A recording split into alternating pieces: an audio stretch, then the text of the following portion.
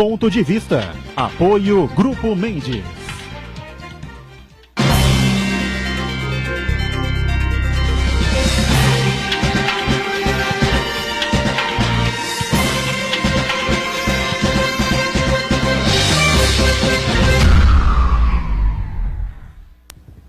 Olá, estamos começando aqui mais um Ponto de Vista, sempre junto com você neste horário da 1h30 da tarde, horário do almoço e a tradição da discussão política, não é? Aqui na cidade, na região metropolitana, os debates importantes sobre os temas que fazem aqui a nossa pauta, né? Na cidade, na região, e claro, sempre o debate dos assuntos importantes de interesse nacional também. De segunda a sexta-feira, você confere sempre a reprise do Ponto de Vista, você está acostumado com o horário das 20 horas, 8 da noite. Agora, com as transmissões dos jogos da Unisanta, aqui pela TV Santa Cecília, você acompanha a nossa reprise a partir da 1h30 da manhã. 1h30 da tarde ao vivo, 1h30 da manhã para os madrugadores, tá certo? A reprise do Ponto de Vista. A gente sempre deixa aqui o destaque especial, o mantra de todos os dias, né? Como o programa ao vivo vai até as 2h30 da tarde apenas, até a reprise das 8, né? Coisas inúmeras, né? E incríveis, até inacreditáveis, acontecem na República, né? Com a reprise às 1h30 da manhã, aí só Deus mesmo, Todo-Poderoso, é que pode saber o que pode ocorrer. E está acontecendo muita coisa, lamentavelmente, falamos ontem aqui da mistura, né? A política saiu a mistura que existe hoje, a página política com a página policial, né? Nos jornais, nos telejornais, enfim, em todos os sites. Lamentavelmente, é triste o que está acontecendo, tem uma repercussão muito grande com relação à situação do prefeito de Mongaguá, Arthur Parada Próxida, que é do PSTB, né? O prefeito está preso, está dizendo que os 5.300.000 reais encontrados na casa dele, uma parte era da herança, que o pai deixou, outra parte não sei aonde, enfim, mas por enquanto não está conseguindo convencer absolutamente ninguém. Problemas também com desvio de verba da educação e da merenda em Cubatão, em Itanhaém também. Agora apareceu lá uma figura, né, dizendo que era negociador, né, fazia o meio campo, a intermediação entre as coisas da prefeitura com o próprio prefeito, né, Ademário, citado o nome do Raul Cristiano também, que assumiu a Secretaria da Educação em janeiro de 2017. Eu conheço bem o Raul, vou dar um depoimento, como dei ontem aqui em relação à ex-prefeita Márcia Rosa, né. Conheço bem o Raul, duvido que o Raul colocasse a mão, buscasse alguma coisa que não lhe pertencesse, tá certo? Não acredito em corrupção nenhuma em relação ao Raul Cristiano, que tem lá os seus problemas, suas dificuldades no dia a dia, enfim, né? Mas ladrão, com certeza, ele não é. E com relação ao Ademário, prefeito Ademário Oliveira de Cubatão, também conheço o Ademário há um bom tempo, nunca ouvi falar nada de mais grave, que possa criminalizar o Ademário, e fica aí essa situação colocada. Ou seja, a política realmente está batendo no fundo do poço, né? Achincalhada a política brasileira, e agora a coisa chega de vez aqui na região metropolitana. Bom, nós temos muito que conversar aqui no Ponto de Vista desta sexta-feira. Com prazer a gente recebe o vereador Mário Covas Neto, popular Zuzinha, né? Ele que é do Podemos, agora foi presidente da Câmara de São Paulo, enfim, e está buscando agora um pré-candidato ao Senado da República. Prazer recebê-lo, tudo bem? Tudo bem, obrigado pela oportunidade, é um prazer. O nosso outro convidado, Manuel Marcelino, advogado e juiz do Tribunal Regional Eleitoral de São Paulo, o TRE, participa com a gente aqui em mais uma oportunidade, agora para trazer aí, claro, mais informações, as preocupações aí do tribunal, enfim, pendências e, claro, trazer alguma informação importante com relação aos preparativos do tribunal, né, já que vem um pleito aí, uma eleição bastante complicada agora em outubro. Marcelino, tudo bem? Prazer recebê-lo. Tudo bem, muito obrigado pelo convite, pelo segundo convite, é uma honra estar nesta casa. Obrigado, Marcelino, por estar com a gente. Lá na ponta o Marco Santana, sempre atento aí com a gente às redes sociais, às transmissões que a gente faz aqui do Ponto de Vista e a sua participação com a gente também. Tudo certo por aí, Santana? Tudo certo, boa tarde, Edgar Buturão. Eu quero aproveitar a minha participação inicial para fazer uma observação importante com relação a essa série de denúncias da Operação Prato Feito,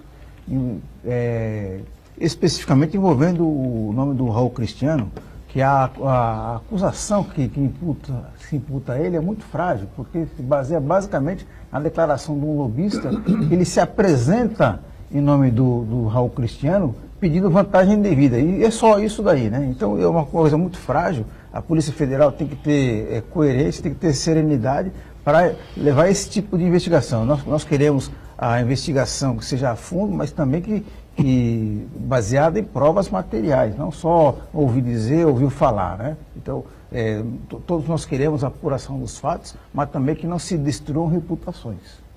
Eu quero cumprimentar você que nos acompanha ao vivo, convidar você a participar do programa, mandando sua pergunta, crítica, sugestão, pelo Facebook, Ponto de Vista com Edgar Boturão, ou por e-mail, contato@pontodevista.tv.br. O programa também pode ser acompanhado ao vivo pela internet, santaportal.com.br/tv. As edições anteriores ficam disponíveis na nossa página no Facebook, nosso canal no Facebook. E você que nos acompanha na reprise, uma boa madrugada. Boa madrugada, né, para você que acompanhando a gente aí na reprise, quando terminarem os jogos da Unisanta, lógico, voltaremos à reprise, né, do ponto de vista do horário habitual.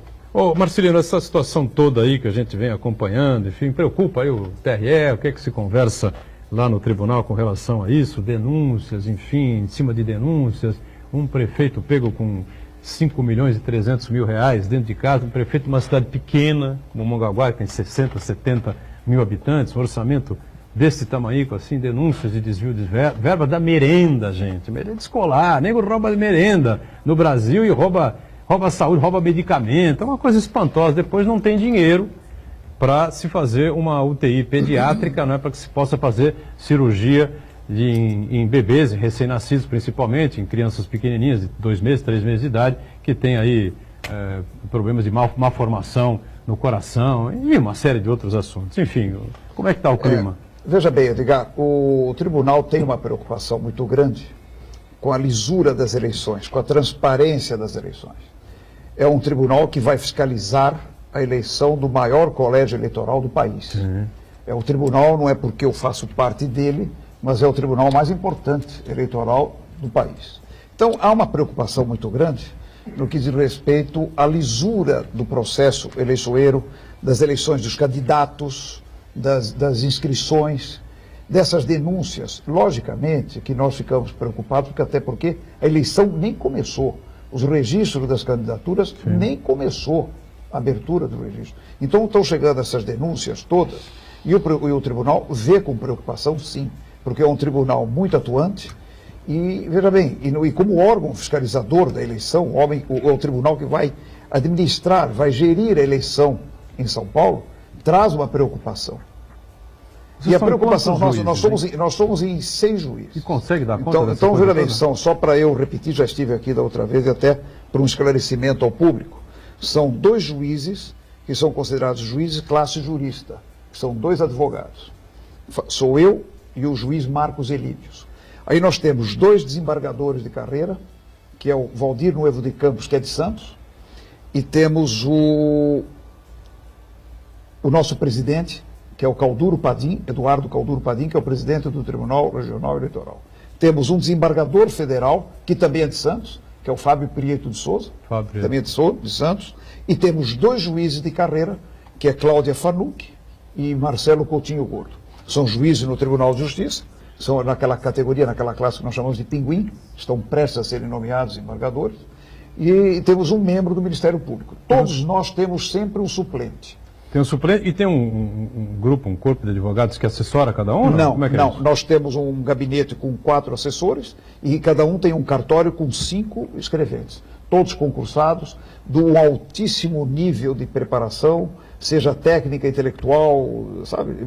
Muito bom, um nível muito bom. E faço também questão de deixar aqui registrado o altíssimo nível da advocacia que faz direito eleitoral. É uma advocacia de primeira linha, advogados preparados, é um grupo bem fechado, que hoje mais ou menos, eu acredito, uns 50 advogados que estão lá diariamente no tribunal. A gente percebe pelas sustentações, conhecem o processo capa a capa, inclusive também do Ministério Público, são 2 procuradores de primeira linha, 2 procuradores do Ministério Público Federal, porque é eleitoral. Então, essa é a composição do tribunal. E agora, dentro dessa preocupação, que as eleições estão se aproximando, que começa a propaganda que é o é um assunto muito sério para o tribunal, polêmico. Denúncia para todo lado. Denúncia para todo lado. Então, o tribunal, com essa preocupação, o que fez? Ele nomeia 4 juízes, que nós podemos considerar que são da linha de frente, para eles constatarem se a propaganda é irregular, se ela é indevida ou não. Eles dão um parecer, aquele que se sentiu eventualmente prejudicado recorre e nós, como juízes da corte, é que vamos acolher o pedido deles ou não. Já temos o eleitoral aqui de Santos, ou os eleitorais, enfim, que vão...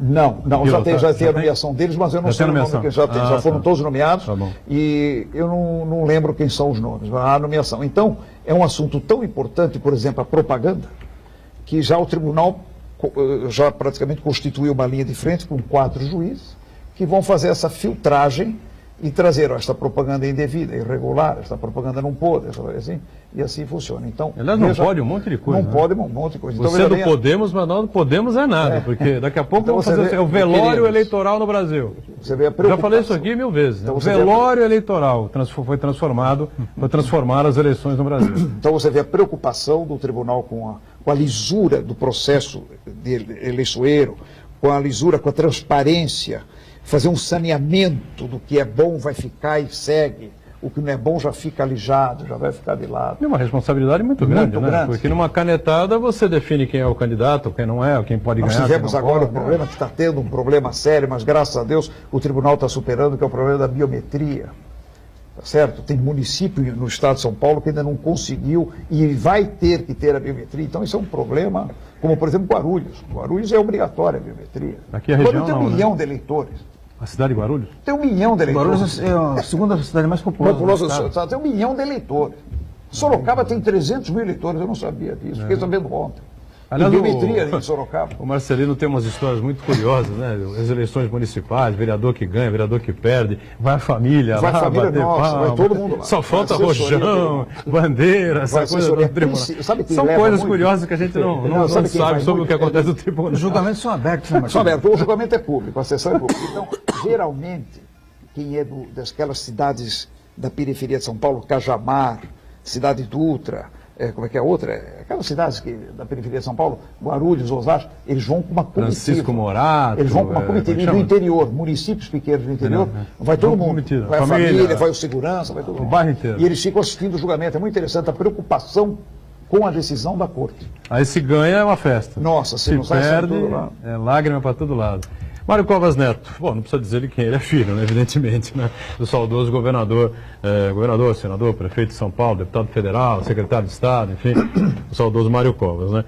Bom, nos tempos para cá, essa degeneração do ser humano misturado com política, enfim, algo que vem causando até um certo nojo em todos nós, né, porque o nego de botar a mão na merenda de criança, né, como a gente vem ouvindo falar, vem acompanhando, tem até um processo aí, não sei como é que anda a situação, do ex-presidente da Assembleia Legislativa, o deputado Capeza, aí, que estaria envolvido, enfim, ninguém pode afirmar absolutamente nada, porque o processo não está concluído ainda. Mas essa mistura da política, né, nas páginas policiais, enfim, não sei se já existia na época do Mário Covas, antes do Mário Covas, e agora com as redes sociais, com essa tecnologia toda à disposição, a coisa realmente está fluindo aí. Eu não sei como é que você vê isso, você acompanhou o seu pai, evidentemente, a carreira dele, enfim. A coisa não era tão assim escancarada, eu não sei, ou eu estou enganado. Eu acho que os instrumentos de fiscalização e de punição não eram tão eficazes ou tão abrangentes como é hoje. Não? Existia assim, eu lembro muito bem de situações, a gente ouviu falar, situações antigas, bem antigas mesmo, mas você não percebia, mesmo a questão eleitoral, por exemplo, veja só que coisa interessante. Em 1988, 89, mais ou menos, nós tivemos a Constituinte, e você tinha um instrumento que era títulos ao portador. Você lembra disso? Não? Ou seja, era um dinheiro que você não tinha uma origem determinada e que qualquer um podia transportar aquilo, mas com a garantia do governo. Ou seja, o governo, ele aceitava o Caixa 2 como sendo alguma coisa legítima. Hoje, o Caixa 2 é olhado com crime, com o olhar de que aquilo é decorrência de um ato ilícito. que pode ser um crime ou não, pode ser só uma sonegação fiscal, mas enfim, é olhado de uma outra forma. Mas houve uma evolução ao longo do tempo. Mesmo também na coisa da propaganda eleitoral, de novo, você tinha uma prestação de contas lá atrás que era muito tolerante, vamos dizer assim. Hoje não. Ela é extremamente rígida. A receita toda é contabilizada, a despesa toda é contabilizada, tudo tem que participar de conta corrente. É muito mais... a burocracia aumentou, mas a fiscalização ficou muito maior. E eu acho que isso é que faz com que a gente hoje veja com mais frequência o noticiário. Eu não acho que é diferente, não. O que eu desejo, espero e acho que vai acontecer é que daqui para frente você tende a diminuir. Esses instrumentos todos vão fazer com que as pessoas tomem... Coíba, né? Ah, sim, sem dúvida, sem dúvida. A cada momento você vê alguém denunciado, alguém preso, alguém condenado. Bem, aquele que está entrando na vida pública, ele já sabe qual é o destino que ele pode ter na medida em que ele faça alguma coisa que não seja regular. Então, imagino, desejo, e eu acho que tem muita gente de bem também. Nesse caldeirão de coisas ruins, isso não tem dúvida. Acaba todo mundo entrando no mesmo... É que os volumes, Marcelino, que a gente vem acompanhando aí, né? Bom, só para não perder o gancho que o Mário Covas fala aqui, na época do Mário Covas, né? Eu lembro que ele citava que um determinado governador do estado, né? Na verdade, estava ao lado vivia no esgoto da política, né? Uhum. Aí depois esse governador concluiu o seu mandato, tentou sair à presidência, não conseguiu, enfim, ficou meio escanteado um tempo, né? E o Covas teve o mérito de sepultar a carreira dele, né? E de mandar o Maluf para a UTI. O Maluf ficou respirando na UTI, politicamente, porque perdeu qualquer possibilidade de recuperar o governo do Estado, Prefeitura de São Paulo, enfim, só voltou a ser deputado por causa da história maldita, história do foro privilegiado, essa coisa toda, né? Mas esse governador depois faleceu, né? Era dono de uma emissora de TV regional aqui, na região metropolitana, e todos os jornais publicavam que há 3, 4 anos passados, aproximadamente, a família brigava pelo patrimônio de 1,6 bilhão de reais aproximadamente que ele tinha deixado. Diga-se de passagem que essa mesma pessoa começou a sua vida política ou profissional em Campinas com muitos jovens como vereador. Fez a vida inteira dele profissional como um político e ficou bilionário.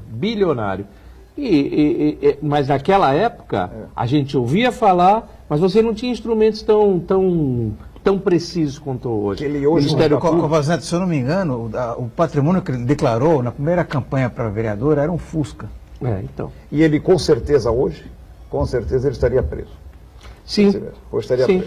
Com certeza, se tivesse vivo, estaria preso, né? Com certeza. Eu também acho. Agora, Marcelino, uma curiosidade, né? Porque todo esse pessoal que é pego aí no Caixa 2 e dinheiro não contabilizado de campanha, essa coisa, todos eles declaram o seguinte: minhas contas de campanha estão todas aprovadas no TRE. Não. Então, o pessoal do TRE não fica bravo, não? Fica bravo porque eles chutam e não é um chute. E se você for buscar uma certidão e uma informação não tem a certidão correta, não tem nada disso. E a certidão diz que não, as contas não foram aprovadas e se foram com ressalto. Nós julgamos diariamente, quer dizer, em cada sessão, pelo menos de cada 40 processos, 45 processos, pelo menos 15 são de prestação de contas. Nós estamos pegando a prestação de contas das últimas eleições. Eu vou fazer uma média aqui, eu, por exemplo, esta semana tive 8 processos da minha relatoria com prestação de contas, as 8 eu desaprovei. As 8, de qualquer partido, seja do candidato ou do partido. Porque o mais grave é não ter a conta aprovada, o mais grave é não prestar conta. Que isso é que a justiça eleitoral não perdoa. É você não prestar conta. Bom, você pode ter desaprovado. Desculpe, me permita. Não, à vontade. É uma conversa, bate-papo, né? É que tem também a prestação de contas do período eleitoral, mas muitas vezes a pessoa acaba ficando inelegível por uma prestação de contas do mandato. Isso. Que aí é uma outra coisa, aí não vai para a Justiça Eleitoral, mas vai para o Tribunal de Contas, etc., que pode levar a uma inelegibilidade, né? Vamos fazer o nosso break, primeiro intervalo, a gente faz a paradinha e volta em instantes, né, para continuar essa conversa interessante com o Mário Covas Neto e aqui com o nosso Manuel Marcelino também. Já, já.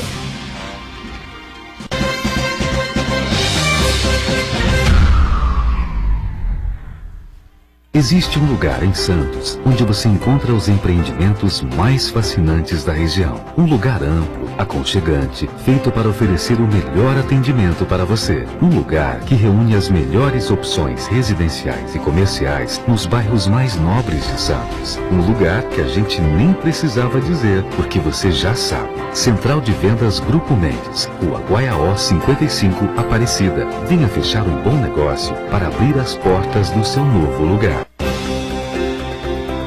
A Ecovias dá as boas-vindas para um novo tempo. Nova entrada de Santos Sistema Viário. Chegou a obra que todos aguardavam. Mais agilidade, segurança e conforto para moradores e turistas. Reformulação dos acessos à cidade e ao porto. Novas vias locais, 3 viadutos, 2 passarelas, ciclovia, para melhorar a sua vida. Nova entrada de Santos Sistema Viário. Boas-vindas para uma vida melhor. Santa Cecília TV no canal 52.1 HD. Se você ainda está com dificuldade de sintonizar a Santa Cecília TV em alta definição pelo sinal digital, você precisa escanear os canais da sua TV através da autoprogramação no seu controle remoto. É bem simples e você sintoniza os nossos programas com qualidade digital, de imagem e som, sem pagar nada por isso. Santa Cecília TV 52.1. Escaneie e sintonize a maior programação regional da sua TV em alta definição.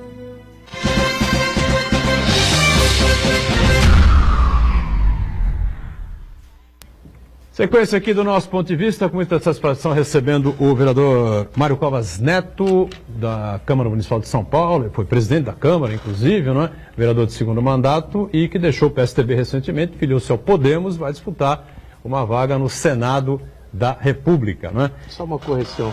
Eu não fui presidente. Não foi presidente da Câmara? Eu fui candidato, mas não ganhei a eleição. Ah, não ganhou a eleição, né? Não. Eu pensei que você tivesse sido presidente da Câmara, tá vendo? A gente tem algumas informações. Gostaria de ter sido.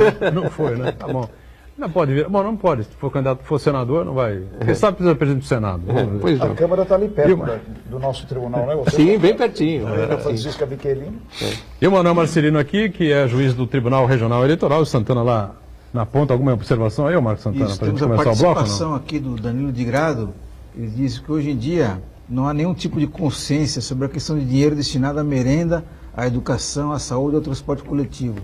Vemos alguns políticos praticamente passando por cima dessas necessidades básicas do povo, em busca de benefício próprio. A pergunta que fica é, até quando isso?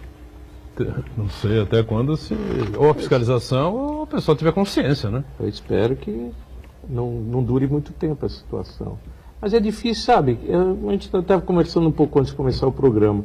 É difícil você ver um noticiário que diz o seguinte, olha, hoje nós tivemos uma melhoria na qualidade da merenda escolar, por exemplo. Um outro ingrediente novo, assim.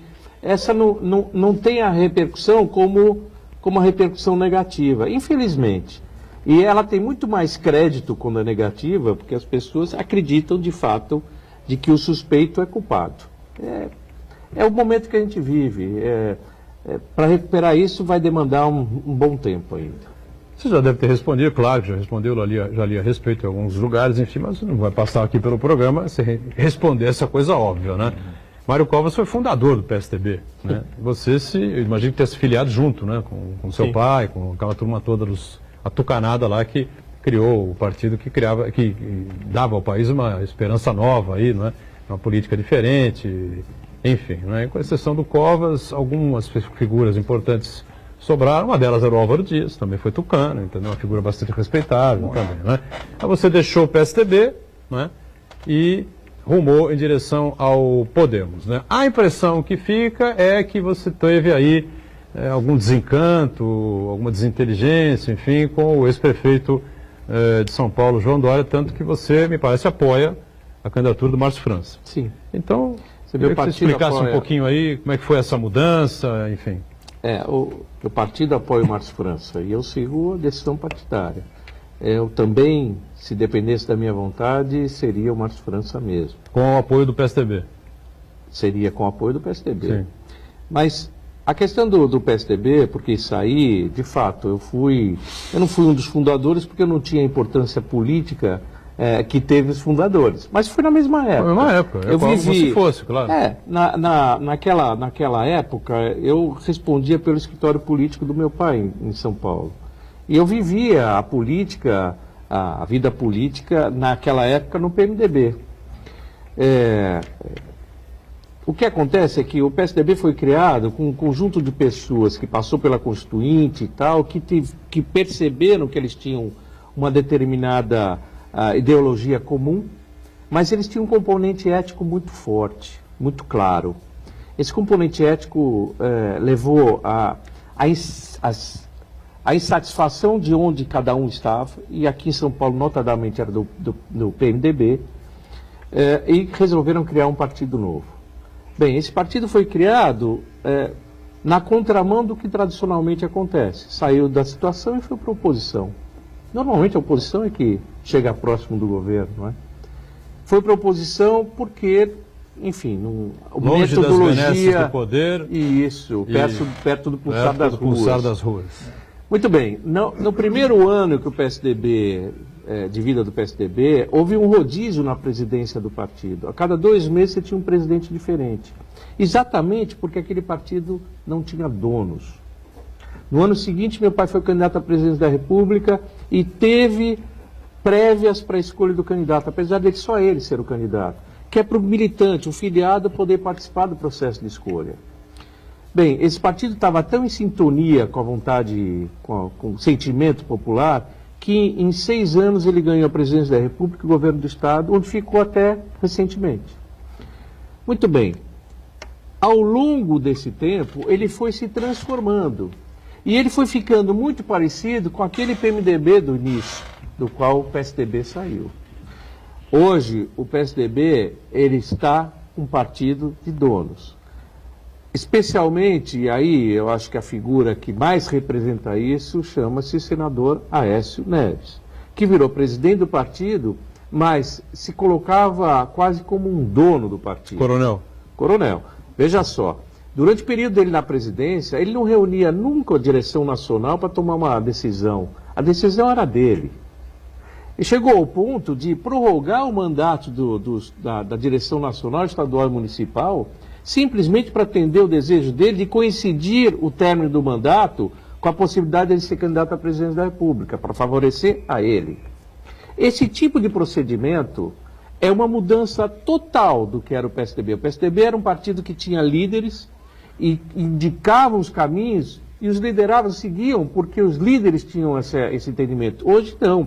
Hoje você tem donos e os donos determinam qual é o caminho a ser seguido. Fiquei lá como presidente do partido em São Paulo e participei de todo um processo de escolha, de prévias de escolha do candidato a prefeito de São Paulo. João Dória não seria prefeito de São Paulo se a gente não tivesse um processo democrático como tivemos lá.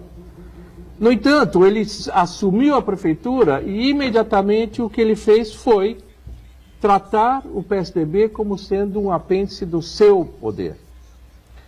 Começar para a presidência da Câmara, que você estava se referindo. O que aconteceu lá?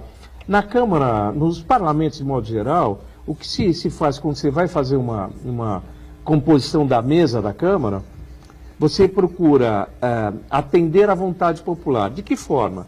O maior partido, a maior bancada na Câmara, acaba escolhendo o presidente. A segunda maior bancada pega o segundo cargo. A terceira maior bancada pega o terceiro cargo. De forma que você tem uma mesa plural e representativa da vontade popular. Sim. Isso foi feito durante o governo do PT inteiro, no passado, em qual eu era vereador, da Haddad. O presidente da Câmara era do PT, que era a maior bancada, e o segundo cargo, a Secretaria-Geral, era do PSDB, que tinha a segunda bancada. Bem, era natural agora, com o PSDB como a maior bancada em São Paulo, que ele tivesse a presidência da Câmara.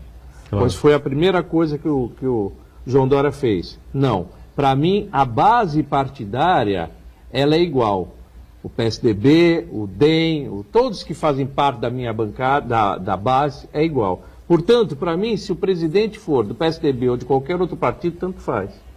E assim ele assumiu um compromisso com o presidente da Câmara, que é do DEM, que é uma bancada de 4, era uma bancada de 4 vereadores, ao contrário do PSDB, que tinha uma bancada de 11. E acabou influenciando para que a escolha caísse nele. Ou seja, ele começou a tratar o PSDB como dono. Então, de fato, talvez a gota d'água seja o relacionamento com o João Dória. Mas não é isso só. Não é apenas isso. Não é apenas isso. É uma história um pouco mais longa. É, porque a gente trata o João Dória aqui, várias vezes a gente já citou aqui. Inclusive, se ele quiser um dia participar do programa, ele vai ter que escutar isso, né? Tem que ter a coragem, que a gente o trata aqui como um traidor, né? Ele traiu, a gente costuma dizer isso aqui, né? Traiu o governador Geraldo Alckmin, que o inventou, né? Como candidato a prefeito de São Paulo, na noite de núpcias. Essa brincadeira que a gente faz aqui. Tá certo? No dia seguinte que ele tomou posse como prefeito de São Paulo, ele resolveu ser candidato a presidente da República. Tá certo? E o Geraldo que se dane, entendeu? E eu acho Fica que ele quietinho não aí. dessa ideia. Eu também acho que não, entendeu? Mas eu acho que a chance agora é praticamente zero, né? Não sei. Você acha que é possível ainda? Não Por causa sei. dessa coisa de pesquisa, eu acho que a e tal? vontade... em política, eu acho que era o Aureliano Chaves que falava isso, ou é que nem Ulisses, nuvens no céu, uma hora você olha está de um jeito, outra hora você olha está de outro jeito. Não sei. Vereador, eu queria aproveitar que a gente está falando sobre o ex-prefeito João Dória para falar sobre... estamos falando sobre do ponto de vista político dele, da relação com os vereadores. Eu queria falar em termos da gestão dele, que ele se apresentou como gestor, como o salvador da lavoura, que ia resolver os problemas da região da cidade de São Paulo. E o vereador em São Paulo, ele tem um poder muito grande, né? Para ser eleito 40 mil votos, 50 mil votos, 60 mil votos, é uma coisa espantosa. 300 mil votos, assim por diante. Quer dizer, uma liderança importante, um apoio popular muito grande. E o vereador é aquele para-raio das reclamações da população, dos anseios da população. Então eu queria saber do senhor, o que o senhor, como vereador, tem ouvido, e os seus colegas da vereança têm ouvido das reclamações, aliás, da avaliação que a população fazia da gestão em si do prefeito João Dória.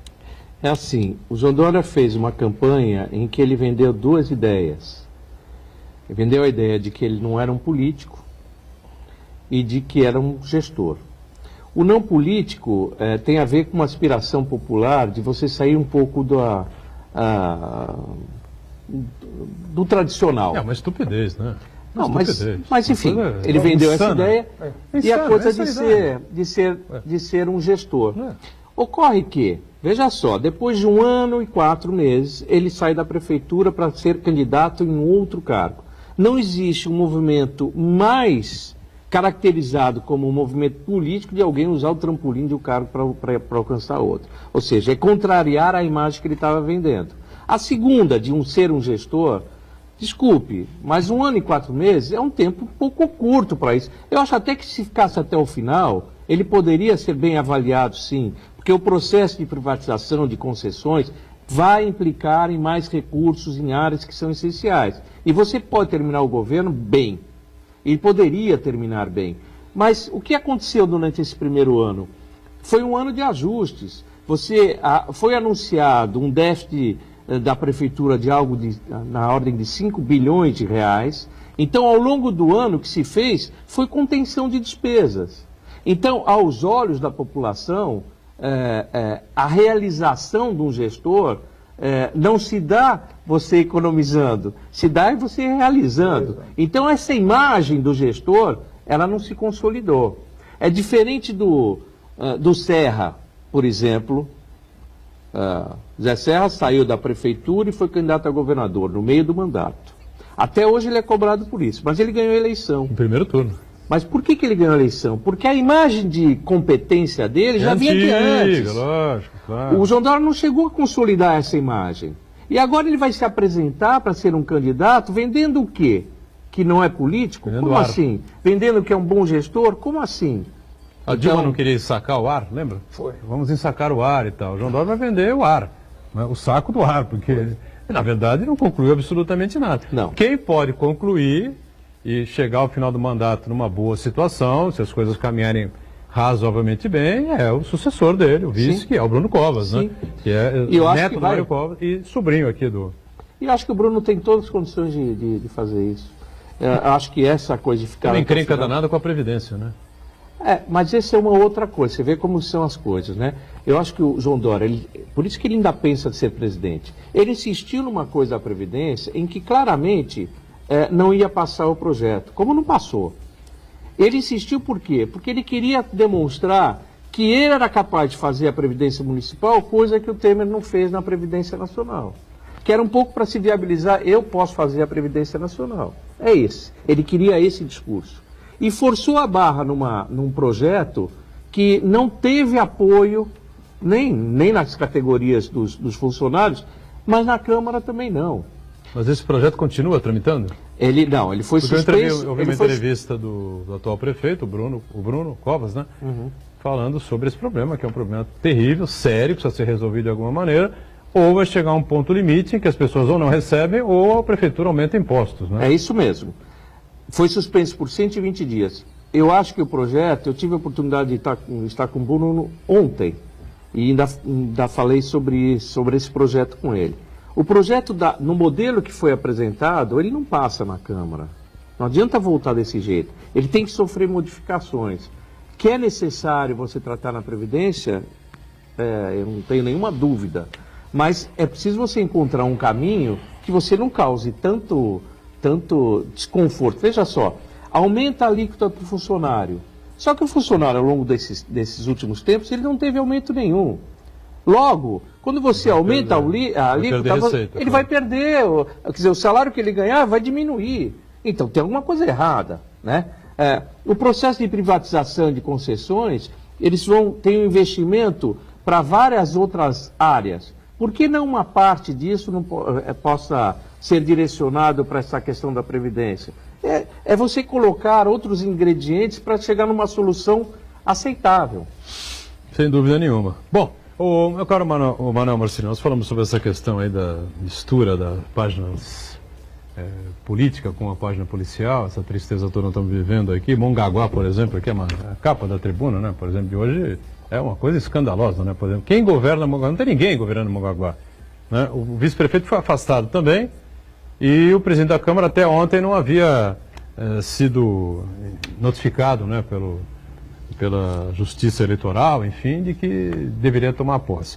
Agora, não sei se é uma saia justa para você, se você fica à vontade, enfim, ou não, mas existem alguns processos contra o prefeito de Mongaguá, Arthur Parada Próstata, tramitando lá no tribunal, é uma coisa que te surpreendeu? Não surpreendeu. Não surpreendeu?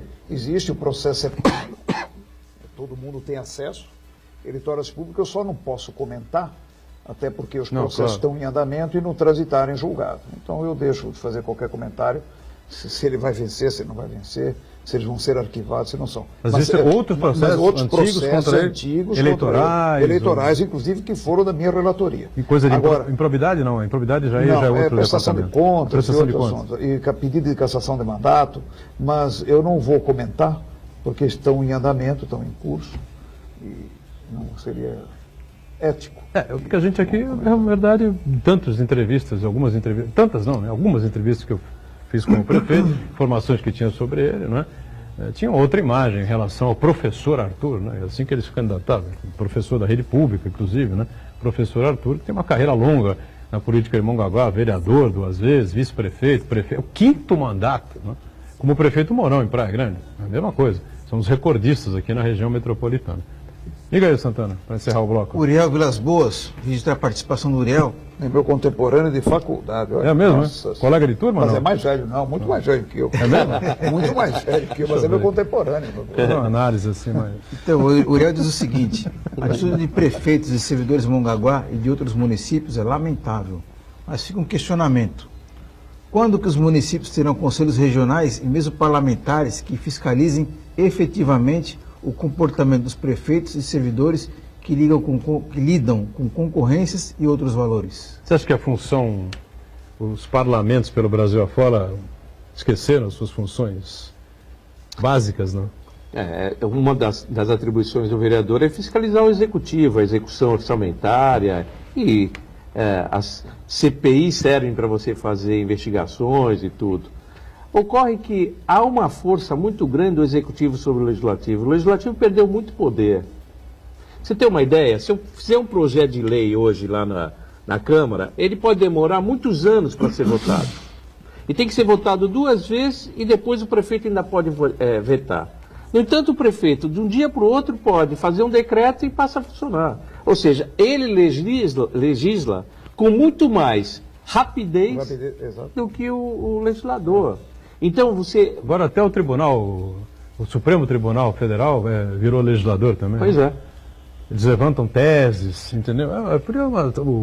O ministro Toffoli deu uma sugestão aqui. Barroso também. Mas isso é porque o Congresso está paralisado. Apático, né? e totalmente desacreditado. Mais um intervalo, já a gente continua aqui com o ponto de vista. Em instantes.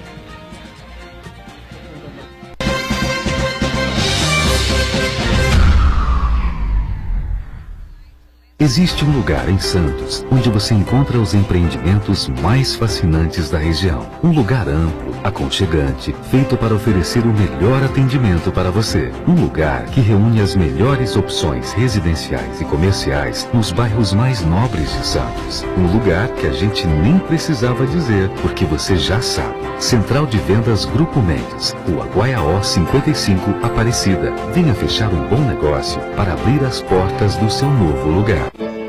Hoje em dia a gente faz tudo pela internet. Dá pra fazer pesquisa, estudar, você bate papo, troca mensagens, envia fotos e faz a sua inscrição pro Enem 2018. É só entrar aqui em enem.inep.gov.br/participante. Mas atenção para o prazo.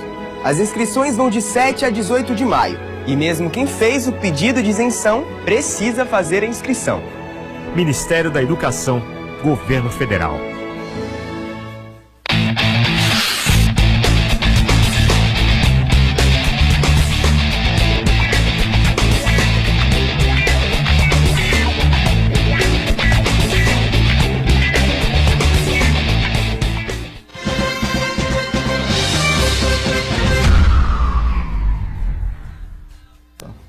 Muito bem, sequência aqui do ponto de vista, nós estamos aí na proximidades aí das convenções partidárias, enfim, essa coisa dos processos todos, essa misturada terrível que se faz aí da política com as páginas policiais, lamentavelmente, né? E essa coisa de processo de campanha, são coisas que deixam a gente muito confuso, negócio de caixa 2, enfim, né? E há essa questão envolvendo o governador, ex-governador, né? Candidato à presidência da República, quem eu já disse aqui inúmeras vezes, tenho sobre ele a melhor impressão do mundo, né? Com um homem absolutamente sério, correto, né? E simples, né? Uma vida simples, enfim, depois E é mesmo. E é mesmo. É mesmo. Foi sacada, assim, foi uma sacada do então senador Mário Covas, né, que ia disputar o governo do estado em 1994 e escolheu o deputado, então deputado, né, deputado federal, se não me engano, deputado federal, né, Geraldo Alckmin, que era uma figura meio desconhecida de todo mundo é muito famoso lá no Vale do Paraíba, né, mas o resto do estado ninguém tinha muito conhecimento sobre ele, né. Torcedor do Santos, né, que é realmente algo extraordinário, né? O currículo dele é muito pesado. Poucos têm essa glória, né? O currículo dele é algo extraordinário. Aliás, diga-se de passagem, até o ano passado você tinha o governador torcedor do Santos, o vice-governador, o prefeito da capital e o vice-prefeito da capital. Impressionante. E o vereador. Só faltava você. Os diferenciados, né? Claro. São diferenciados. Agora, o Marcelino, a questão é a seguinte, né? Esse problema de Caixa 2, né? Tem a história de que o cunhado do Geraldo Alckmin foi às empreiteiras, ou especialmente a uma empreiteira, não sei se foi exatamente, foi a Odebrecht, me parece. Parece que e a Odebrecht teria cacifado 10 milhões de reais, enfim, na campanha dele. Enfim. O diretor lá da Odebrecht que fez, que delatou essa coisa toda, né, deixou bem claro o seguinte, que a Odebrecht acabou não sendo beneficiada, né, de maneira alguma, ou recebendo nenhuma benesse, né, durante o governo Alckmin, nem esperava por isso, por tudo isso que a gente fala aqui, né? Pela seriedade com que o Alckmin trata aí a coisa pública, né? Mas fica a situação aí meio complicada. E me parece que o TRE é que vai descascar esse abacaxi e resolver esse assunto, julgar isso, não é verdade? Não é. A princípio, a história é a seguinte, é mais ou menos assim. Por força de uma decisão da ministra Nancy Andrighi, do STJ, ela remeteu esse processo para a Justiça Eleitoral de São Paulo. Em tese, seria o próprio Tribunal Regional Eleitoral aqui de São Paulo, ou uma zona eleitoral, um juiz eleitoral, que apreciaria o processo e julgaria.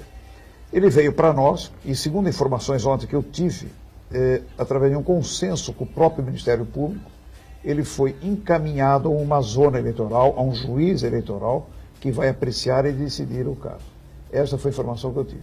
Aí você pode me perguntar, por que ele vai para o TRE? Por que ele iria para o TRE? Porque há um secretário de Estado, hoje no governo Márcio França, no governo que hoje continua, que ele vincula, ele prende, ele liga, ele torna, vamos assim usar uma expressão, ele fica vinculado, preso ao TRE. Entendeu? Por força da Constituição do Estado. Mas o Ministério Público parece que fez um parecer brilhante, no sentido que entende que não somos nós que vamos apreciar e decidir. Esse eventual Caixa 2. Mas quem é o juiz eleitoral? Seria o juiz eleitoral, se eu não me engano, da própria zona eleitoral, do domicílio eleitoral do governador, que vai apreciar. Não sei onde é, não sei onde ele vota, não sei quem é. Eu acho que ele vota em São Paulo, não é em Pindamonhangaba, não. Não, ele vota em São Paulo, se não me engano, é em Butantã. Parece que foi isso. Por hora, a informação que eu tenho é essa, porque precisaria haver um consenso com o Ministério Público Eleitoral. E parece que isso houve.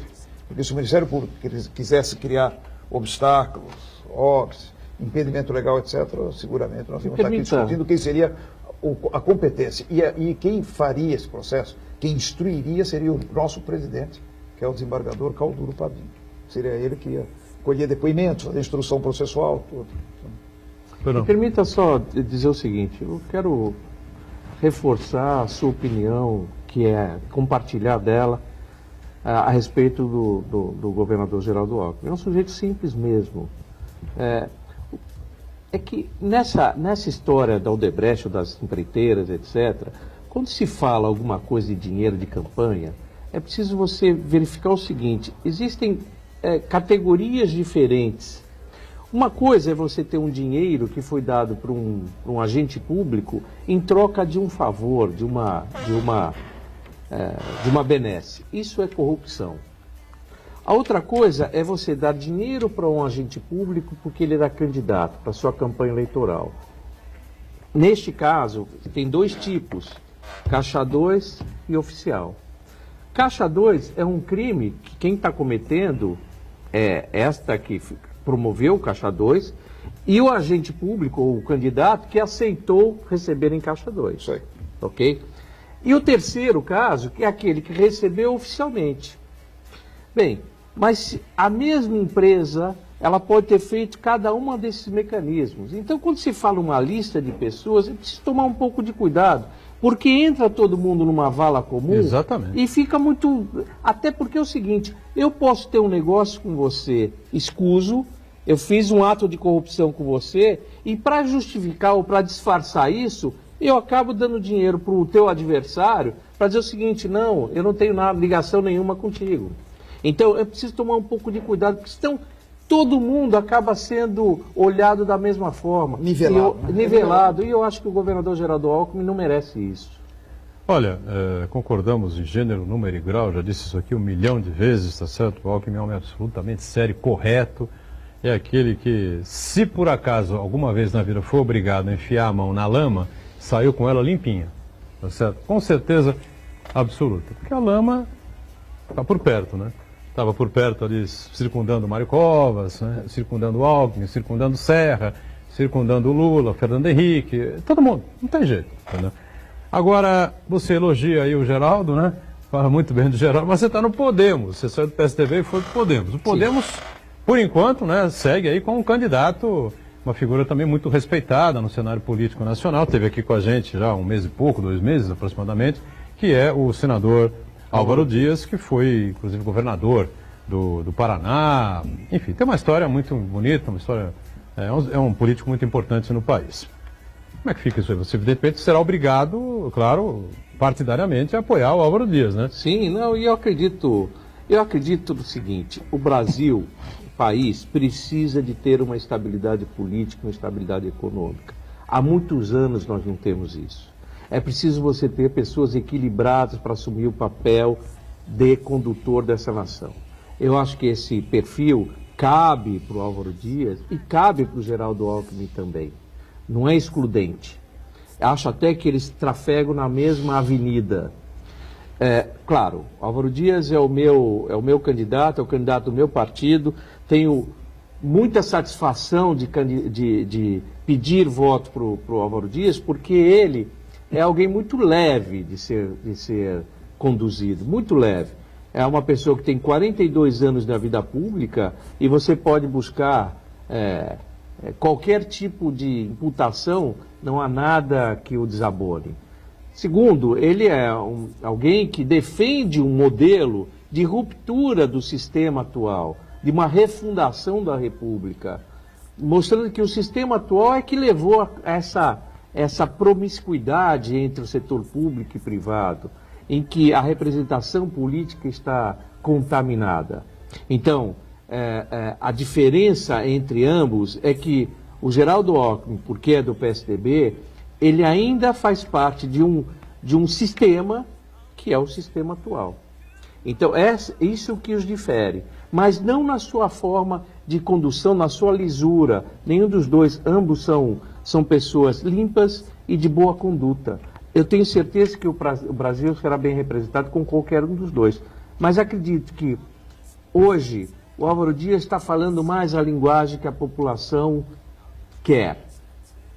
A linguagem que a população quer. Diminuir um pouco a representação política e você ter as reformas necessárias para que o país avance. Obrigado, Santana. Aproveitar a participação do Marcelino para tentar ajudar a gente a entender um cenário que parece que está se formando lá na frente, que é com relação à candidatura do ex-presidente Lula. A última vez que o senhor veio aqui, Lula estava solto, mas já estava condenado em primeira instância, mas ainda assim estava solto, né? Agora o ex-presidente Lula está preso e o PT já demonstrou a intenção de, ainda assim, ele preso, ele registrar a candidatura dele ao presidente da República até o dia 15 de agosto e tentar fazer uma campanha sub judice.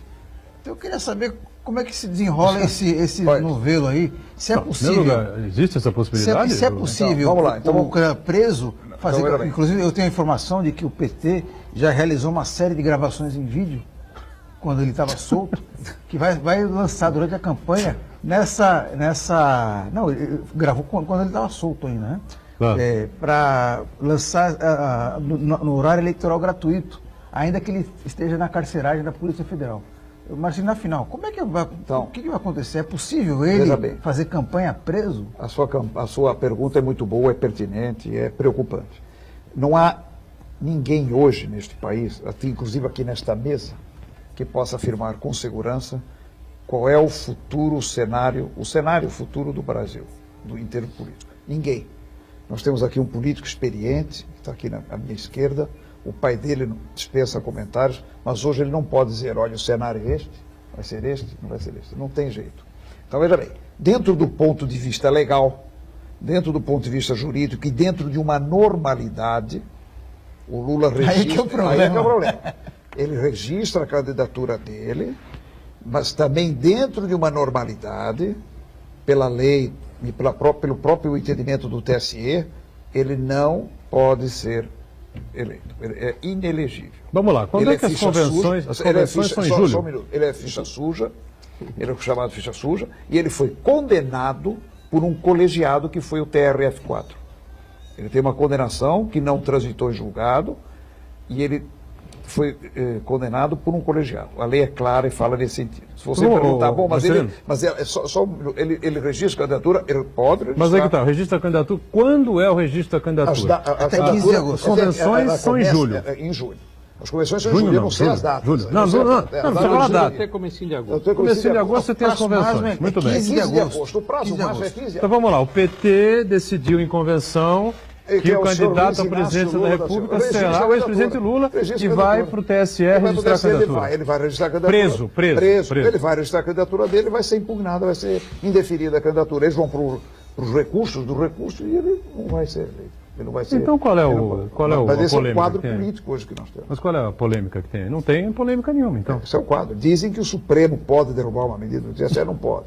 Dizem que o TSE muda, não muda. Eu entendo que não muda. Agora, o que vai acontecer na frente, eu não posso afirmar para você. Diante do cenário que nós já tivemos agora recentemente, das decisões do Supremo, das decisões do TSE, eu não posso afirmar. Mas alguma decisão do Supremo fugiu muito do... Fugiu. Fugiu, eu não vou entrar Mas no constitucional. A situação é tão inusitada que é possível que o ex-presidente preso, subjúdice, e ainda assim ele a não vai, foto ele dele não aparece no aparece, eletrônico. ele não faz campanha, que ele não tem condições de fazer campanha, mas ele tem um eleitorado enorme no país. Ele está certo, ele é uma pessoa popular, tem uma aceitação popular muito grande. Se você hoje fizer uma pesquisa, ele está nas pesquisas, preso, encarcerado em Curitiba. Mas é mais do que mas isso. Agora, a lei não lhe impede dele fazer essa eleição. Agora, se ele vai ter sucesso na candidatura dele, se ele vai ter sucesso perante o TSE, isso é outro problema.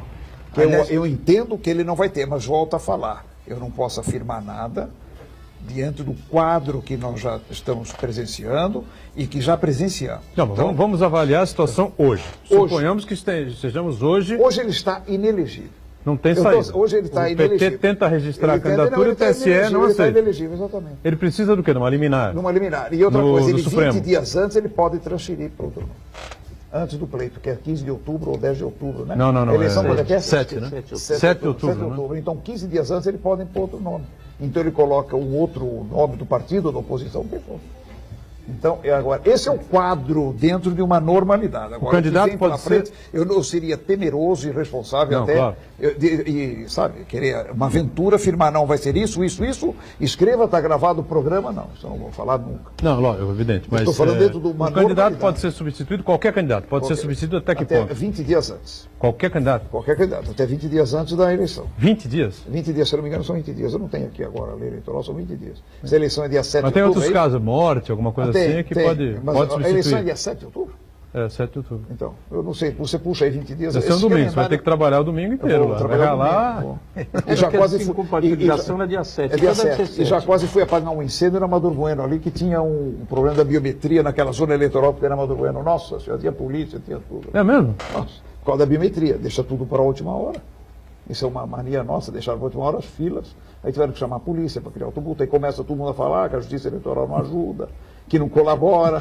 Tá vendo? Eles querem que nós... A justiça eleitoral fala 2 anos antes a respeito do que vai acontecer no dia tal. E o pessoal vai no último dia fazer uma fila quilométrica. Aí eu falei isso ontem no tribunal lá em São Paulo, falando, pô, você devia ter entrado lá. Mas em Santos não é obrigatório, né? Não, mas eles estavam lá fazendo, porque ali você também muda o teu domicílio. Eu acho que nem em Santos, nem em nenhuma cidade da região. Nenhuma. Ainda é obrigatório. Será obrigatório para municipal em 20, 2020, para eleição municipal e vereador. Muito bem. E, inclusive, não tira passaporte, vai ter problema com não tirar passaporte. Eu, antes de encerrar, queria fazer um registro. Até 2. Posso fazer? Pode. Já estamos dentro do horário. Nós estávamos falando ali, antes de começar o programa, né, da importância no processo eleitoral de Santos, que o Mário Covas falou. Hoje o nosso tribunal tem, na corte tinha o Mário Deviene Ferraz, que você conheceu, que era o presidente de Santos. O Valdir Nuevo Campos, que é corregedor e o vice-presidente de Santos. Eu sou de Santos, o Fábio Preto é de Santos. 4 de Santos. Então, só para falar da importância eleitoral. E outra coisa também, que isso é importante saber. Bacana isso, hein? A importância, né? Todos formados na mesma faculdade. E hoje temos o Silmar Fernandes, que também é desembargador, é suplente e é de Santos, é formado em Santos. Agora, você veja bem, hoje são 3 temas que afligem um pouco e preocupam o tribunal, a nossa corte. Primeiro são as fake news, isso é um problema nosso seríssimo. A propaganda irregular e o Caixa 2. Esses são os 3 tópicos hoje. Quando é que pode começar a fazer a propaganda? Propaganda não sei a data. Não sabe, é agosto, né? É agosto, eu não sei. Só quando a campanha começar, né? A sequência da... Essas são as preocupações. E outra, também dentro de fake news e tal também, nós estamos fazendo seminários diretos, inclusive a semana que vem, nós vamos ter um debate, um seminário com os advogados do Facebook no Brasil. Eles estão fazendo isso em todas as cortes eleitorais do país. A Facebook tem um único escritório que é em São Paulo, o Facebook, que é o escritório, se não me engano, Tosini Freire, é um grande escritório, e eles estão fazendo uma reunião conosco por aquela história de não tirar notícia, só tiram depois de multas pesadas, intimação, multa, aí é que eles tiram. Então parece que está havendo um consenso, vai haver aí uma parceria para colaborar com o tribunal, para ajudar, que eles são advogados do Facebook. Esses são os temas importantes que nós vamos ter que E enfrentar. você voltará aqui com certeza antes do processo eleitoral começar. Terei muito prazer se você me convidar. Você está convidado já, se você me agendado convidar, aqui, absolutamente convidado. Ontem o Gabigol desencantou, né? Você viu Você que desencantou, coisa? puxa vida, eu já vim tão contente. Contra o Luverdense, meu amigo, Luverdense, dentro da Vila Belmiro. Estamos 6-6 agora. É 6-6, é. 6-6. Agora está 6-6. Isso assim. Quase igual o Grêmio, né? Mário Covas Neto, obrigado pela presença e participação, sucesso aí para você. Espero que também retorne aí, ainda antes do processo eleitoral, para a gente conversar muitas coisas, relembrar aí, né, alguns momentos interessantes, né, da carreira do ex-governador, saudoso governador Mário Covas. Uma vez na Associação Comercial do Santos estava rolando o processo de reeleição, né? Passa a reeleição, não passa a reeleição, ele era radicalmente contra, né? Sim. Ele chamou a bancada do PSDB de São Paulo, falou, quem vota a reeleição aqui, que eu não admito essa renegada de reeleição, isso é uma vergonha. Aí eu perguntei para ele na Associação Comercial aqui de São Paulo, governador, outros lugares do mundo tem reeleição, qual é o problema? Estados Unidos tem reeleição, Estados Unidos não tem reeleição. Eu falei, o quê? Estados Unidos tem um recall a cada 4 anos. Aí outro perguntou outra coisa, passou, não sei o quê. Aí ele ia caminhar para a solenidade, ele olhou para mim, eu estava com a mesma cara, parado, assim, olhando para a cara dele. Ele falou, pô, tu não entendeu ainda? Entendi, sim. Depois eu entendi. O Brasil não tinha como fazer processo de reeleição, né? Pô, pelo amor de Deus. Ele sabia disso, entendeu? Um prazer receber você, sucesso, até a próxima, viu? Obrigado. Prazer é todo meu, muito obrigado pelo convite, muito obrigado pela excelente conversa que a gente teve aqui e aceito com prazer voltar aqui novamente. Meu caro Manuel Marcelino, obrigado também, sucesso lá à frente do TRE, no grupo de juízes lá, do TRE, até outra com a gente, valeu. Muito obrigado pelo convite e fiquei muito honrado em participar desta mesa. E quando você me falou que ia participar Mário Covas, eu falei, nossa senhora, é agora que eu não falto mesmo. A mesa é branca. Agora que eu... A mesa é branca, mas ainda não temos esse poder todo, é o Mário Covas Neto. E se convocado for novamente, estarei. Claro, já está com muito convocado, gosto, sem com meu dúvida. amigo Santana aqui me cutucando numa perguntas que ele sabe que eu não posso falar muito. Mas... Marcos Santana sempre atento aí às redes sociais, né? E a sua participação com a gente juntos, né? De segunda a sexta ao vivo, 1h30 da tarde, enquanto a Santa Cecília TV transmite os jogos da Unisanta, a reprise é 1h30 da manhã. Valeu, gente. Obrigado.